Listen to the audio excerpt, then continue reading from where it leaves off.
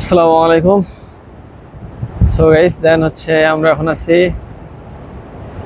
কক্সবাজার। কালকে রাতের গাড়িতে আমরা আসছি, মানে সরি কালকে রাতে না, আজকে রাতে।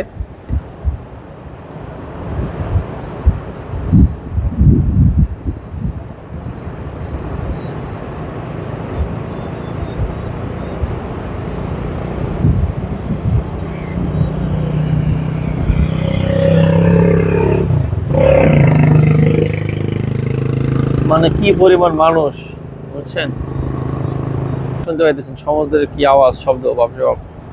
সমুদ্র ডাকতেছে, পানির ঢেউগুলা কি।